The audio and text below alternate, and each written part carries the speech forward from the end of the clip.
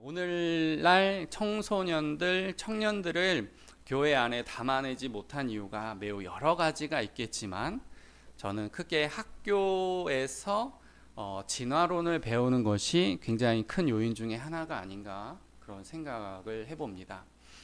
학교에서 지구의 나이를 46억 년이라고 가르치고 오랫동안 진화의 그런 산물로서 우리가 존재한다라고 가르치는데 교회에서는 6일 창조를 가르치고 또 성경을 그대로 이렇게 따라가다 보면 6천년에서 약 1만 년 정도의 지구 역사를 이렇게 산정하는 경우가 많습니다. 그러면 학생들은 5일 동안은 학교에서 배우고 일주일에 하루도 창조만 배우는 것이 아니라 성경의 다양한 역사들을 배우기 때문에 창조에 대해서 그렇게 깊게 뿌리내리지 못합니다.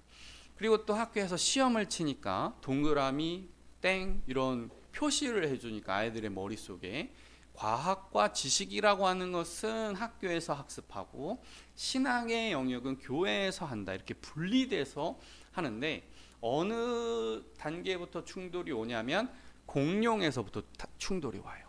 공룡을 배우고 공룡 모형을 가지고 놀고 이런 것들이 수억 년의 오래된 그런 존재들이라고 배우니까 이거에 대해서 성경에 대해서 막 시원하게 이렇게 가르치질 않으니까 애매모호하게 넘어가는 것 같고 그러니까 여기서부터 뭔가 이 지성에서부터 충돌이 오죠.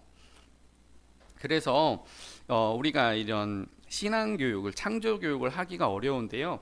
다행히 최근에 발간된 책들에 의해서는 우리가 좀 건강하게 하나님의 창조를 설명할 수 있게 되었어요. 평생 무신론자로 살던 안토니 플루가 존재하는 신을 저술했고요.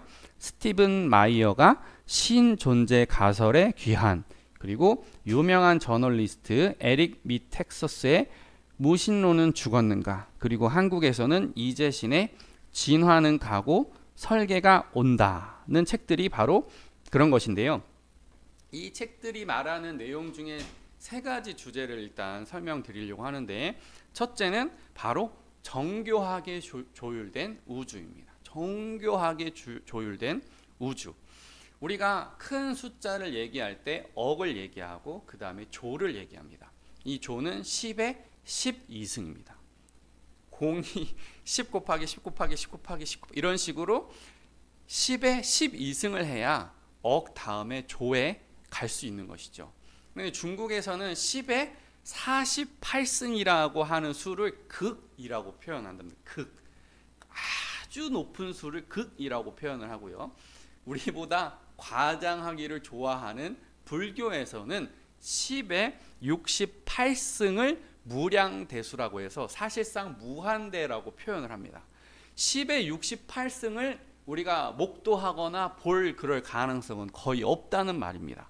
그런데 요즘에 이 과학자들 이런 사람들이 빅뱅에 대해서 설명할 때 빅뱅은 폭발이지 않습니까? 어떤 우주의 어떤 점에서부터 대량적으로 큰 폭발이 일어났는데 이 폭발이 얼마나 정교하게 짜여져 있는지 약 10의 90승분의 1만큼의 오차가 생겼다면 우리 지구는 있을 수가 없다는 거예요. 이 인간이 살아갈 수 없는 환경이라는 것입니다.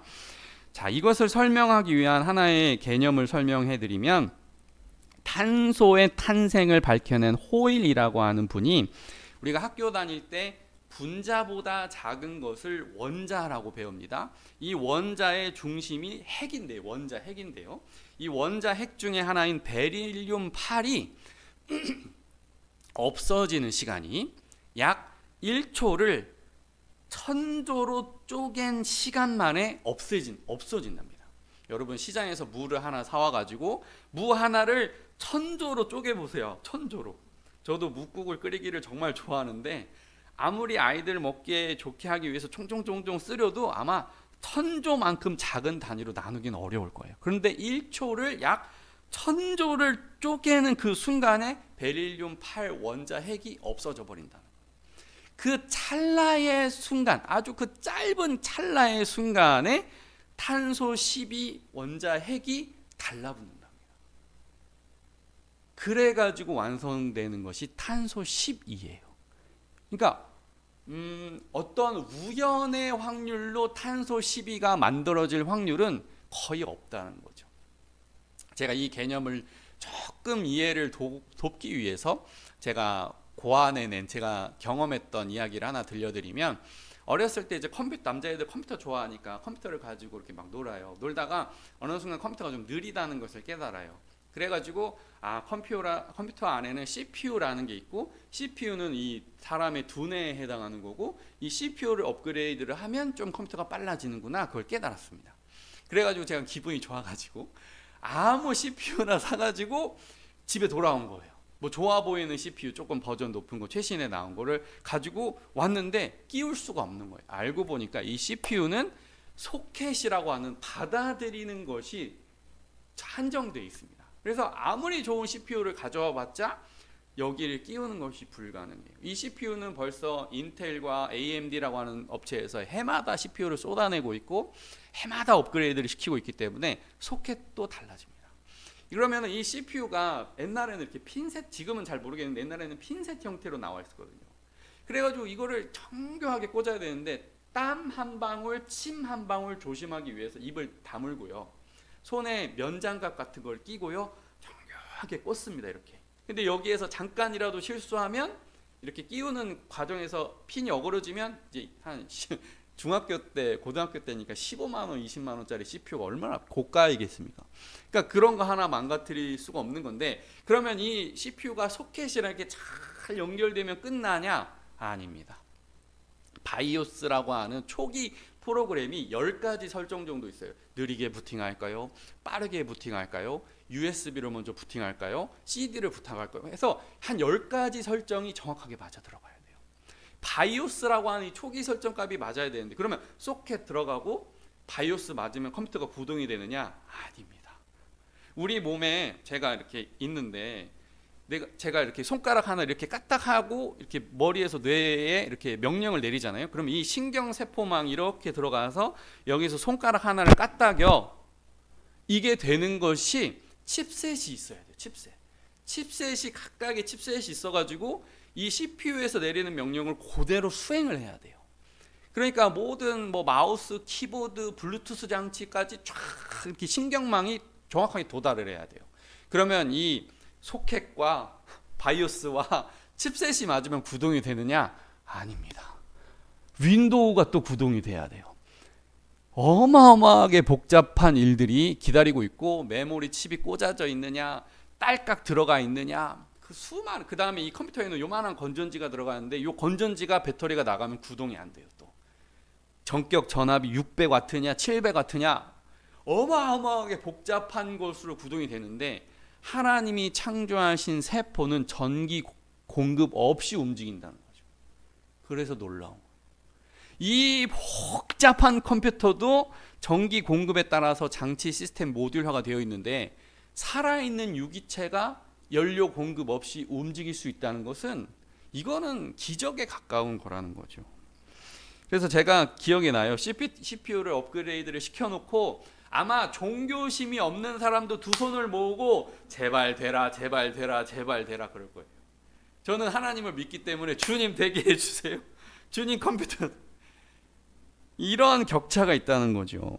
그리고 나서 이 지구가 얼마나 정교하게 설계되어 있고 이 빅뱅이 얼마나 정교하게 설계되어 있느냐.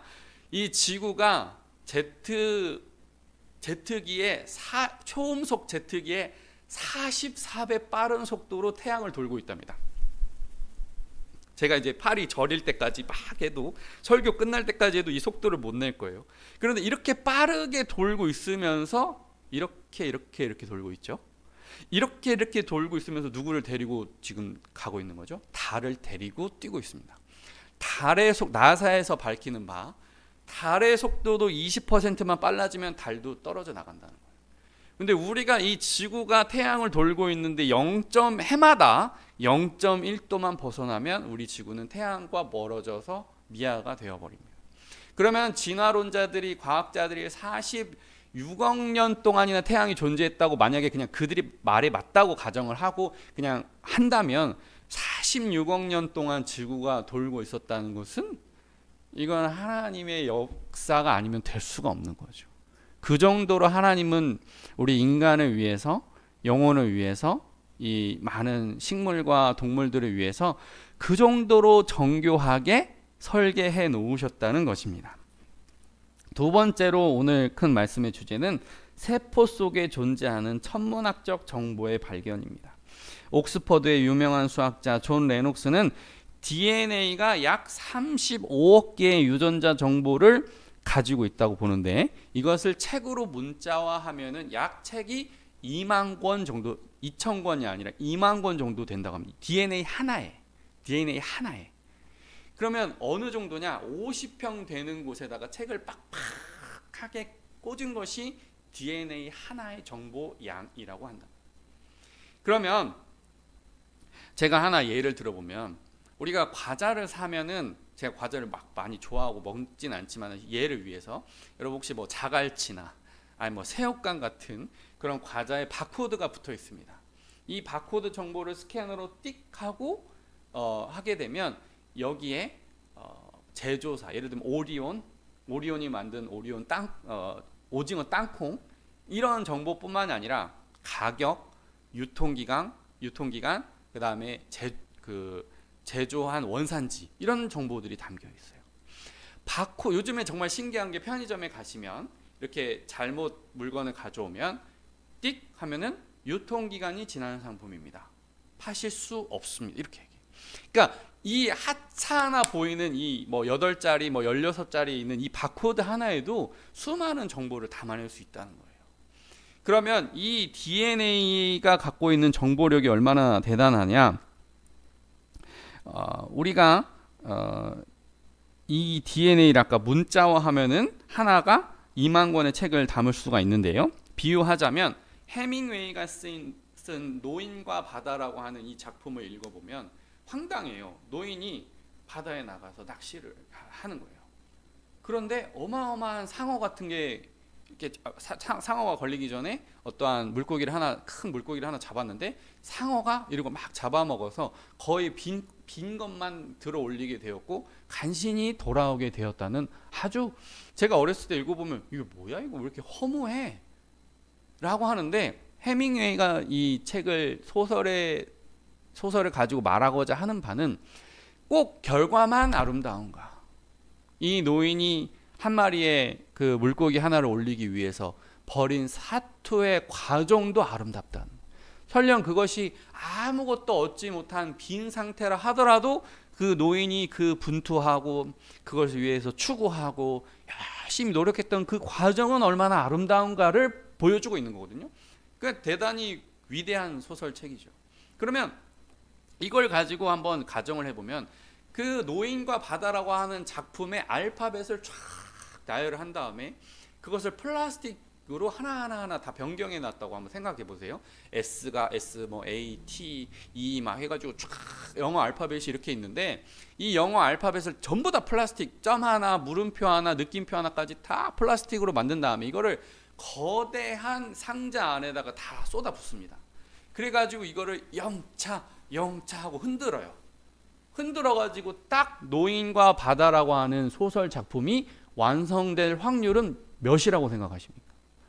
46억 년 동안 흔든다고 한들, A가 2개 붙어 있는 게 있고 S, T가 2개 붙어 있는 게 나올 수도 있고, 뒤죽박죽인 상태가 될 가능성이 높지, 이걸 아무리 오랫동안 흔들어 본들 오타 하나 없는 그 작품이 탄생하지 못한다는 거죠. 무질서한 상태로 남는다는 거죠. 그래서 수학자 데이빗 벌린스키는 악마의 망상이라고 하는 책에서 46억 년 만에 생명 탄생을 설명하려는 진화론자들의 주장이 옳지 않다는 거예요. 이것은 만들어진 신을 저술한 도킨스의 자존심을 망치로 부수는 수준입니다. 한때 전 세계 최고 부자였던 빌 게이츠가 우리나라 한국에 방문을 해가지고 바이오 산업에서 함께 협력해가지고 인류의 그 어린 아이들에게 어떤 장티푸스나 말라리아나 그런 어떤 더러운 변기로 인해서 질병을 옮는 그 아이들을 위해서 한국과 함께 하기를 원합니다. 그런 뜻을 이제 대통령 앞에서 이제 어떻게 보면 바이오 산업에 대해서 인류에 기여하기 위해서 이렇게 밝히지 않았습니까? 그런데 이 빌 게이츠가 어떤 회사를 자회사를 또 보유하고 있냐면은 테라파워라고 하는 원자력 그 아마 설계 회사를 보유하고 있을 거예요. 근데 이 테라파워와 우리나라에 있는 HD 현대, 그러니까 우리나라에서 배 만드는 기업인 HD 현대하고 약 3천억을 투자해서 원자력 배를 만드는 것이 목표입니다. 또 하나의 프로젝트예요. 그런데 배는 얼마 만에 주유하는지 아십니까? 자동차는 뭐 한 달 탈 수도 있고 그러지만 배를 전 세계 바다를 쭉 이렇게 항해한다고 봤을 때 약 5일에서 10일 정도 지나면 주유를 해야 된대요. 뭐 그게 LNG가 됐든 뭐 가솔린이 됐든 뭐 어떤 디젤이 됐든 그런 연료 주입을 열흘마다는 한 번씩은 꼭 해줘야 되는데 이 핵 연료 뭐 어떤 배를 만들면 5년에서 10년 동안 약 7년간 주유를 하지 않아도 된답니다. 엄청난 이 인류에 기여를 할 수 있는 큰 좋은 배를 만드는 게 이 빌 게이츠하고 HD 현대의 공동 목표예요. 그렇다면 태양은 도대체 언제 연료를 주입해 주나요? 누가? 이 태양은 수소와 핵 융합 발전소예요. 어마어마한 정보가 필요하고 세밀한 설계도가 필요해요. 만약에 태양의 온도가 여기서 조금만 더 뜨거워지면 오늘 날씨 경험해 보셨죠? 태양이 조금만 엇나가서 폭발이 일어나면 아마 지구는 1년, 2년 안에 다 기근 오고 난리가 날 겁니다. 그래서 이 인간이 어마어마한 고도의 지성을 가지고 7년 동안 연료 주입 없이 배 만드는 것이 지금 그 프로젝트의 목표인데 태양은 그러면 그 지구 과학 하시는 그런 세상에 있는 과학자들이 말하는 지구의 나이를 태양의 나이를 생각해 보면 하나님의 창조의 능력과 인간의 지성은 엄청난 차이를 보인다. 그 빌 게이츠가 그 똑똑한 머리로 아무리 그 스스로 타는 에너지를 만들려고 하더라도 그거는 어린아이, 갓난아이의 낙서의 수준에 불과한 거예요. 태양을 가지고 비교해 보니까 인간의 지성이라고 하는 것은 어린아이의 낙서에 불과한 거예요. 그리고 엔트로피 법칙은 놔두면 놔둘수록 무질서해진다는 거예요.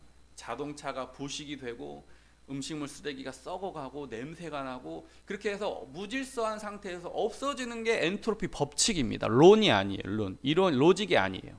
이론이 아니에요. 법칙이 엔트로피 법칙은 놔두면 놔둘수록 없어진다는 거예요. 아까 해밍웨이가 쓴 노인과 바다를 플라스틱을 놓고 이렇게 흔들면 작품이 나올까 했지만 사실은 그 틀도 없다는 거예요. 이 세상이라고 하는 것은. 그래서 보잉 707 같은 미국의 고도의 그런 비행기 장치를 부품을 쫙 깔아놓고 마치 소설 속에 있는 제갈량처럼 이렇게 부채를 흔들면서 이렇게 제사를 지내고 동남풍아 불어라, 이게 소설 속의 이야기니까 동남풍아 불어라, 동남풍아 불어라 하는데 막 동남풍이 부는 것처럼 설령 그런 일이 벌어졌다 하더라도 그 토네이도와 같은 태풍이 나타나면 거의 보잉 707에 있는 모든 부품은 다 전 세계로 훗 뿌려져서 날아서 없어질 뿐이지 이게 척척척척 달라붙어 가지고 위대한 발명품이 나타나지는 않는다는 거예요. 자, 그리고 세 번째 주제는 바로 하나님의 계속적 창조를 암시하는 화석학의 진실입니다. 하버드의 유명한 생물학자 제이 굴드는 단속 평형설을 주장했습니다. 이게 뭐냐면 그다음 이제 과학자들의 이야기니까 저는 다 믿지는 않아요. 지금으로부터 약 5억 3천 년 전에 연대를 믿지 않는다는 겁니다. 저는 이제 하나님 나라 가서 하나님한테 물어볼 거예요. 약 5억 3천만 년 전에 알려진 캄브리아기 때 이 캄브리아기가 약 1000만 년의 시간을 갖고 있는데 이 1000만 년의 시간 동안 모든 생명체들이 갑자기 다 튀어나왔다는 거예요. 화석학을 보면요, 이 밑에가 있고 밑에가 있고 밑에가 있고 이게 층층이 있잖아요. 그럼 이게 깊어질수록 더 연대가 오래되었다고 판단하는 거잖아요. 그런데 그러면 캄브리아 기층에 수많은 생명이 한꺼번에 튀어나왔는데 이 한꺼번에 튀어나왔다고 하는 그 이전 세대의 층을 선 캄브리아기라고 합니다. 캄브리아기 이전에서 선자를 붙여가지고 선 캄브리기 시대에 이거를 보면 진화론자들의 주장에 의하면 어떻습니까? 뭔가 단세포적인 생물에서 다세포적인 생물 위로 올라가는 예를 들면 바퀴벌레 같은 아주 단순한 바퀴벌레가 있을 것이고, 그 다음 바퀴벌레가 있을 것이고, 그 다음에 완성된 바퀴벌레가 있을 것이고, 이렇게 해야 되는데 선 캄브리아 시기의 화석학에는 아무것도 없다는 거예요. 오직 그 세대의 생명이 동시다발적으로 확 하고 튀어나왔다는 거예요. 설명이 안 되는 거예요. 캐나다의 로키 산맥이나 중국의 윈난성에 발견된 화석층은 오직 캄브리아기 시대의 생명체들이 갑자기 다 튀어나왔다고 얘기하고 있습니다. 그래서 이것을 의심한 사람들이 있었는데, 미국의 미시간 대학교의 리차드 랜스키 교수님은 박테리아 가지고 실험을 했어요. 이 박테리아가 또 박테리아를 낳고, 또 이 박테리아가 박테리아를 낳고 하는 그 환경을, 실험실을 조정을 해줄 수가 있잖아요. 요인을 조정하잖아요. 그래서 박테리아가 하루에 6.5세대가 진행되도록 온도랑 습도랑 모든 것을 다 맞춰놨어요. 6.5세대가 진행되도록. 그런데 34년간을, 그 다음에 다양하게 돌연 변이가 일으킬 수 있는 다양한 변이를 곳곳에 집어넣어 놨어요. 그렇게 해서 34년을 기다린 끝에 결과가 뭐냐? 새로운 박테리아가 탄생하지 않았다는 거예요. 계속 박테리아. 아무리 하루에 6.5세대가 낳고 하더라도 박테리아는 박테리아지 다른 다세포 생물로 진화하지 않았다는 거예요. 34년 만에 실패한 실험이에요. 그러면 이런 것들은 어떻게 설명할 수 있느냐? 카멜레온이 자기 환경에 따라서 자기 몸 색깔을 확 바꾸고, 사막여우가 겨울에는 털 색깔이 흰색이었는데 가을이나 뭐 다른 계절에는 회색이나 갈색으로 바뀌고, 그 다음에 병아리가 태어났을 때는 노란색인데, 이것도 제가 공부해 보니까 재밌더라고요. 닭이 왜 태어났을 때는 노랗게 삐약이 이렇게 예쁜 색인데 왜 어른만 되면 이렇게 막 시커멓게 예쁘지도 않은 털로 바뀌냐면 하나님의 신비예요. 이 아직 털이 왕성하게 자라지 않은 상태에서 나약한 상태이기 때문에 이 털 색깔이 밝아야 햇빛을 더 받는 거예요. 체온을 유지하는 거예요. 그러니까 어쨌든 이런 카멜레온이나 북극여우나 어떤 병아리나 이런 것들, 또 다윈이 처음에 진화론을 주장했던 갈라파고스 제도 안에서 핀치새의 부리가 왜 어떤 것은 두껍고 어떤 것은 길고, 이게 왜 그러느냐? 하나님이 플렉서블하게 창조했다는 거예요. 유연하게. 아무리 부리가 요 두툼한 부리가 나오고, 어떤 애는 조금 꿀 같은 거나 뭐 그런 걸 빨아먹기 위해서 핀치가 이렇게 부리가 이렇게 뾰족하고, 그런 차이는 하나님께서 생명에게 살아가라고 하신 능력 안에 이미 있다는 거예요. 그걸 하나님의 계속적 창조라고 부르기로 했습니다. 지난 18일에 대구에 온 신학회에 참석을 했고, 김명룡 총장님께서 발제하신 내용을 제가 이렇게 다 요약해가지고, 제가 오늘 설교 준비하면서 굉장히 떨렸습니다. 왜냐하면 평소에 예수님 얘기하고 또 어떤 은혜로운 얘기를 하면 즐겁게 막 하면 되는데, 오늘 이렇게 창조 세계에 대해서 정확하게 맥을 짚는 설교를 하려다 보니까 이게 굉장히 과학적이고, 저도 이 평소에 이제 설교를 암기해서 하려고 무던히도 노력을 하는데 이게 과연 할 수 있을까? 저도 걱정 근심을 조금 하면서 했는데, 그 세계 교회를 살리는 길이라는 그 주제 안에서 이 발제가 대단히 중요한 이유는, 우리가 어렴풋하게 알았던 것을 확실하게 하나님의 창조로 고정하자는 거예요. 목사님들이 자꾸 어설프게 상대하고 신앙으로만 얘기하고 그렇게 하지 말고, 목사님들도 배워서 누군가에게 제시할 수 있도록 철저하게 우리가 지식적인 영적인 또 무장을 하자는 겁니다. 그것에 공감을 해서 제가 이렇게 시리즈 설교로 1편, 2편, 3편까지 생각을 하고 있습니다. 자, 그렇다면 이때의 그 진화생물학자 도킨스가 얼마나 당황했는지, 둥근 젤리 같은 것만 있으면 카메라와 비슷한 눈으로 생성될 수 있다고, 약 50만 년의 시간만 주면 둥근 젤리가 카메라와 같은 눈이 된다고 주장을 하기 시작했어요. 그러니까 이제 거짓말도 한번 치면요 계속 쳐야 되는 거예요. 이제 자기가 한번 주장했으면 계속 나아가야 되는 거거든요. 근데 이 둥근 젤리가 카메라가 되려면 얼마나 복잡한 과정이 필요한가. 우리가 교회에서 단체 사진 찍을 때 DSLR 카메라를 가지고 찍습니다. 제가 아직 그 추억이 있는데요. 교회의 성도님들을 이렇게 찍고 청소년들 이렇게 찍어주고 영상 편집하려고 카메라 한 대를 샀는데 이게 120만 원 하는 거예요. 전도사 시절에 월급의 2배 정도 되는, 예를 들면 그런 카메라를 어떻게 사겠습니까? 그렇지만 사야겠다고 믿음으로 굳게 먹고 12개월 할부로 샀습니다. 10만 원씩 12달을 갚아서 카메라를 샀어요. 이 카메라 안에 어떠한 부품이 들어가냐면 렌즈, 미러, 펜타프리즘, 셔터, 이미지 센서, 포커싱 시스템, CPU, 이미지 프로세서, 뷰파인더, 메모리 칩, 배터리가 들어갑니다. 둥근 젤리 안에, 둥근 젤리가 눈과 같은 장치가 되려면 어마어마하게 복잡한 시스템이 필요하다. 근데 이게 어느 날 갑자기 척 달라붙고, 어느 날 갑자기 척 달라붙고, 메모리 칩이, 배터리가, 이게 어느 날 갑자기 바람결에 달라붙어가지고 이게 눈이 됐다는 거예요. 이런 분을 어디로 보내야 됩니까? 빨리 정신병원으로 보내야 됩니다. 우리가 무시하는 닭대가리가 얼마나 위대한가. 우리가 이렇게 머리 나쁜 사람을 아주 속된 말로 닭대가리 이렇게 부르지만, 이 닭대가리가 얼마나 목의 근육이 정교하냐. 한번 목표물을 쳐다보기 시작하면 목이 이렇게 그 목표물에 향해서만 정교하게 목이 움직인다. 그래서 영화 찍을 때 카메라 감독님이 손떨림을 방지하기 위해서 스테디 캠이라고 하는 게 있어요. 스테디 캠. 스테디가 꾸준하다는 뜻이잖아요. 그러니까 스테디캠을 이용해 가지고 약 3천만 원에서 1억 원을 들여 가지고 움직이는 피사체를 따라가면서 찍는다는 거예요.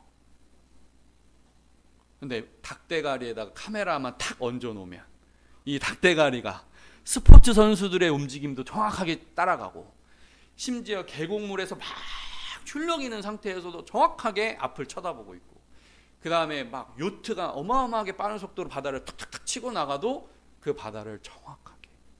그러니까 우리는 닭대가리라는 말을 쓰면 안 됩니다. 하나님의 창조하신 능력이 그 닭 안에 엄청나게 있다는 거. 치타가 목표물을 향해서 막 달려가도 이 턱하고 눈은 정교하게 그 사슴을 따라가게 디자인되었다는 거예요. 그래서 우리는 이제 우리가 읽었던 창세기 1장의 해석을 어떻게 하면 좋은지로 좀 넘어가 보자고 합니다. 여기서 제가 좀 도움을 드리자면, 우리가 출애굽기에서 10가지 재앙, 피, 개구리, 이, 파리, 악질, 독종, 우박, 메뚜기, 흑암, 장자의 죽음이라고 하는 이 10가지 재앙이 단순히 그냥 이집트 사람들 괴롭히려고 만들어진 것이 아니라, 야 봐라 셉텝, 호셉 뭐 이런 그 각가지 우상들에 대한, 마지막 장자의 죽음은 파라오, 생명 담당하는 그 파라오의 우상을 무너뜨리는 거거든요. 그 10가지 우상을 하나하나 다 깨트리시는 하나님의 모습이 그 출애굽기에 들어있다면, 창세기 1장에도 그 당시에 우상들이 하나님이 만들어내신 거라는 것을 증거한다는 거예요. 왜 4일날 창조의 해와 달과 별을 창조하셨는데 왜 빛이 첫째 날 있는 거예요? 왜냐하면 그 당시 고대 사람들이 가장 우상시 여겼던 것이 빛입니다. 빛으로 인해서 농작물이 자라니까. 그러니까 그 빛을 깨트리는 거예요. 얘들아, 빛이 신이 아니라 하나님이 만드신 거란다라는 거를 첫째 날부터 밝혀줘야 되는 거예요. 가장 큰 거부터 부시고 시작하는 거예요. 고대 바벨로니아 창조설화에서 태초에 마루두기 천지를 창조했다는 문구가 있어요. 전 세계가 발칵 뒤집혔습니다. 성경이 마루둑 신화로 혹시 베낀 것이 아닐까? 아닙니다. 걱정하지 않으셔도 돼요. 마루둑 신화를 잘 이렇게 자세히 공부를 해보면, 여러분도 한번 찾아보세요. 마루둑이 어떠한 제우스 신화랑 비슷합니다. 마루둑이 어떠한 신을 죽인 다음에 그 시체를 떨어뜨려서 이게 뭐 땅도 되고 바다도 되는 거예요. 그러니까 굉장히 잔혹하고 폭력적이고 경쟁하고요. 이러한 창조 설화인데, 이러한 과정을 통해서 해와 달과 별이 마루둑을 섬기고 인간들이 마루둑에게 복종하게 하는 지배 이념입니다. 지배 이념. 창조 설화가 지배 이념을 강화하기 위해. 그럼 우리나라는 뭐 안 그렇습니까? 고주몽 이야기, 박혁거세 이야기, 하늘에서 9개의 알이 내려왔다고 하는 가야의 신화들, 다 지배 이념을 강화하기 위한 창조 설화란 말이에요. 그런데 오직 창세기에서만 빛이 신이 아니라 하나님이 만드신 거란다. 그 모든 것들, 뭐 빛, 궁창, 바다, 그 다음에 묻, 새, 물고기, 뭐 육축, 해달, 별 이런 것들을 다 하나님이 만드신 거란다. 그리고 마루두기 신이 아니라 태초에 하나님이 천지를 창조하시니라. 그러니까 너희 노예되었던 자들아 자유인으로 나아오라는 거예요. 창세기는 그 당시에 복음서였던 것입니다. 창세기가 창조설화만 담는 것이 아니라 그 시대 사람들을 구원하는 구원의 복음서였다는 것입니다. 이걸 우리가 조금 더 깨달으면 좋아요. 많은 내용이 있지만 좀 건너뛰어서 제가 시간이 많이 지체될 것 같은데 그러면은 예수님을 계속 하나님의 계속적 창조라는 관점에서 보면 하나님이 인류를 창조해 가시는 과정을 예수님을 통해서 보여주셨다는 거예요. 성육신, 아까 베릴륨 8하고 탄소 12 원자 핵이 찰나의 순간에 어떻게 만나가지고 번쩍 새로운 것들이 생기듯이 성령으로 잉태되었다는 것이 무슨 아이가 뭐 풍선 부풀어 오르듯이 영으로 이렇게 뭐 귀신처럼 사람에게 보여줬다는 게 아니라 사람과 똑같이 체세포 분열을 경험하게 하시. 단지 남자는 알지 못하지만 그 어떠한 그 여성의 배에 있는 그 어떠한 것인지 모르겠지만 그 작은 미세한 변화 하나가 남자를 알지 못하지만 잉태할 수 있도록 만드셨다는 거예요. 하나님 이미 그 몸 안에 그런 장치가 어느 정도 있다는 거예요. 그래서 리브가 라헬, 한나, 삼손의 어머니, 수넴 여인, 엘리사벳 등이 다 임신이 안 돼가지고 막 괴로워하잖아요. 그렇지만 결국에는 그건 또 다른 형태의 임신으로 하나님이 이끌어 가신 거죠. 사람으로서는 할 수 없으되 하나님은 하실 수 있습니다. 믿는 자에게 능치 못함이 없는 줄로 믿습니다. 그래서 예수님께서 소경, 귀머거리, 언어장애, 중풍병자, 손마른 자, 38년 된 명자, 나인서 과부의 아들을 살리신 것, 뭐 회당장 야이로의 딸을 살리신 것 하도 많아가지고 좀 헷갈려요. 그 다음에 막 들건 내려가지고 살아난 그 회복된 사람들, 너무 많은 사람들이 이게 구원이 되었는데 이게 구원이라고 읽을 수 있을 때 이제 창조로도 읽을 수 있다는 거예요. 그게 하나님의 구원임과 동시에 하나님의 계속적 창조의 과정이 있었다는 것. 이거를 가장 잘 보여주는 것이 성만찬입니다. 저는 정말 그 강의를 들으면서 정말 번쩍 두 번째 강의를 들으면서 이제 강사가 세 분이셨는데 두 번째 강의하시는 분이 굉장히 잘하셨어요. 그러면서 성만찬의 개념을 말씀하시는데 우리가 신학교 때 성만찬에 대해서 크게 몇 가지를 배우죠. 첫 번째는 화채설. 이것은 내 몸이니라. 내 몸이니라. 그러니까 빵 같은 거 함부로 이렇게 버리거나 누가 먹지 않고 여기에 가만히 보관하잖아요. 이게 문제가 뭐냐면은 예배 전이나 예배 후까지도 우상으로 남아버릴 수 있다는 거예요. 예배 시간에 쓰이는 빵인데 이건 내 몸이니라라는 거를 명사적으로 해석하다 보니까 이 몸을 어떻게 썩든지 말든지 일단 함에 보관하는 거예요. 다른 사람이 더 먹지 못하도록 하는 겁니다. 그러니까 엄중하게 믿는다는 거는 조금 장점이 있을지 모르겠지만은 예배 전에도 우상이 될 가능성이 있고 예배 후에도 빵이 우상이 될 가능성이 있어요. 그래서 이걸 너무 싫어했던 쯔빙글리는 기념하라고 하신 것이다. 교육하라고 하신 것이다. 라고 해서 기억하자, 교육하자 했는데 이렇게 되면 또 무슨 단점이 있습니까? 아니 빵을 먹어서 예수님과 하나가 되는 연합의 신비가 없잖아요. 그냥 메모리 속에 있는 거잖아요. 메모리 속에. 그래가지고 루터가 얘기한 공제설이 뭐냐면은 이 빵 안에 아래 함께 주님이 계신다. 그래서 달구어진 쇠가 열의 성질도 있고 쇠의 성질도 있듯이 이 빵에는 예수님이 안에 아래 함께 하신다고요. 그리고 간신히 비유를 한 거예요. 간신히. 그래서 루터는 참 겸손한 신학자라서 최종적인 것은 예수님이 말씀하시니까 그 빵이 주님의 몸인 거라고 나는 믿는다라고 얘기했어요. 굉장히 겸손한 신학자입니다. 루터는. 그런데 저는 여기서 이제 칼빈이 존경스러운 것이 빵을 준비해서 그거를 성도님들이 먹기 좋게 이렇게 잘라서 그 포도 음료도 적당하게 그걸 딱 닦아서 그 목사가 성실하게 준비하는 순간부터 예배의 시작이구나. 그 성찬식이. 그 준비하는 마음가짐. 그리고 나서 감히 이거를 주님의 살을 우리 같은 죄인이 어떻게 씹을 수가 있습니까? 그렇지만 주님이 말씀하셨기 때문에 순종해가지고 이걸 입에다 넣고 내가 죄지었던 모습들을 생각해보면 이걸 감히 씹을 수가 없어서 그냥 침에다가 놓고 꿀꺽 삼키기도 하고 울기도 하고, 그런 영적 임재야말로 이 성찬식의 완성이다라고 저는 생각했거든요. 세미나 가서 배우니까 우리가 그러면 성찬식 한 번 하면 되잖아요, 그죠? 하나님의 그 성찬식이 완벽하다면 일생 한 번만 드리면 되는 거예요, 세례처럼. 근데 왜 성찬식은 세례와 달리 계속 하라고 했을까? 생각해 보면 하나님의 계속적 창조예요. 이 귀한 거를 1년에 한 번만 하지 말고 2번, 3번도 할 수 있고 원하면 언제든지 할 수 있는 기회가 있는 것은 여전히 죄의 유혹 속에 살고 있는 사람이 하나님의 은혜의 달콤한 방편으로부터 벗어나지 않게 하기 위해서 너를 계속적으로 창조하신다는 신호였던 거예요. 그러니까 저는 성만찬이 4가지면 끝나는 줄 알았는데 하나님의 계속적 창조의 이론으로 보완되어야 되는 거예요. 놀라운 신학적 체험이죠. 그래서 우리는 하나님과 함께, 예수님과 함께 계속적으로 자라가야 하는 것입니다. 자, 오늘 말씀이 다소 길었지만 진화론으로 도배됐던 과학적 세계가 창조된 세계를 지지하는 것으로 바뀌고 있어요. 첫째는 정교하게 조율된 우주, 두 번째는 천문학적 정보를 담고 있는 세포, 셋째는 창조를 증거하는 화석학입니다.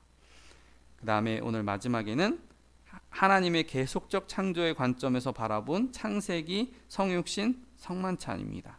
다음 시간에는 침팬지가 인간이 될 수 없는 결정적 증거, 그 다음에는 보이지 않는 세계를 주관하는 양자 물리학, 그리고 사후 세계를 보았다고 하는 자들의 증거라는 말씀을 가지고 시리즈 설교를 이어가겠습니다. 기도하겠습니다.